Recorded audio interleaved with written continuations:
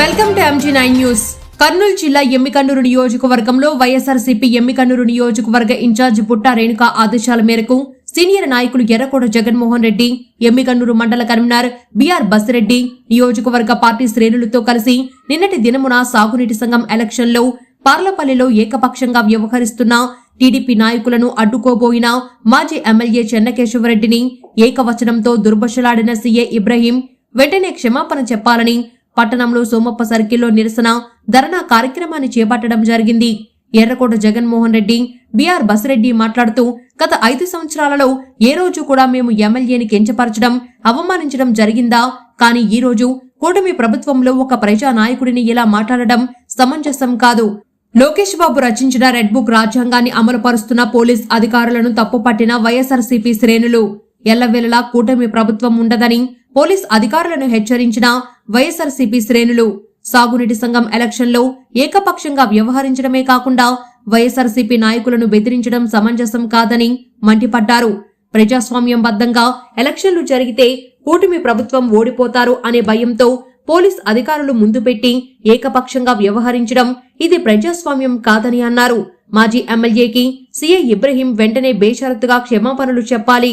లేని పక్షంలో రేపు ఎమ్మికన్నూరు బంద్ పిలుపునిస్తామని వారు హెచ్చరించారు. MG9 న్యూస్ తో ఎమ్మికన్నూరు టౌన్ వీరేష్ ఆచారి.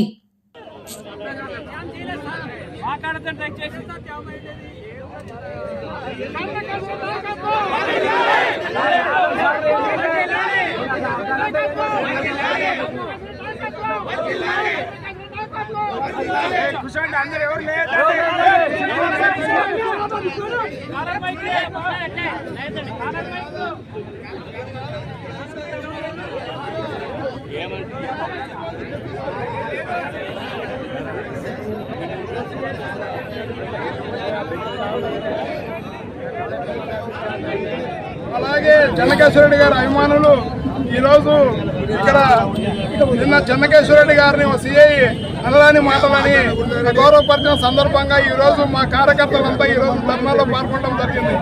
అయ్యా, ఎలక్షన్ అన్నాక సామరస్యంగా జరగాలి.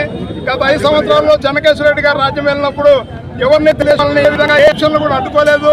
ఇది ఈరోజు సాగునీటి సంఘాల ఎలక్షన్లు కూడా ఈరోజు ఆయన పోలీసులు అడ్డం పెట్టుకొని ఈరోజు జరపడం జరిగింది. అయ్యా, నీకు దమ్ముంటే అందరినీ ఓటర్లని ఓటింగ్ లో పాల్గొనిచ్చి మళ్ళా జరపండి ఎలక్షన్. ఇప్పుడు నేను జరిగిన ఎలక్షన్ రద్దు చేసి మళ్ళా జరపండి, దమ్ముంటే మీకు మా ప్రతాపం మేము చూపిస్తాం.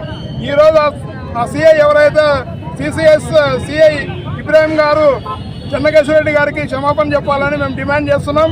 ఒకవేళ ఆయన ఈరోజు సాయంత్రం క్షమాపణ చెప్పకపోతే రేపు ఎమ్మెల్యే పట్టణ బంద్కి పిలుపునివ్వడం జరుగుతూ ఉంది. కాబట్టి అందరూ కార్యకర్తలంతా రేపు బంద్లో పాల్గొనాలని మా కార్యకర్తలందరినీ పేర్కొంటున్నాం. Thank you.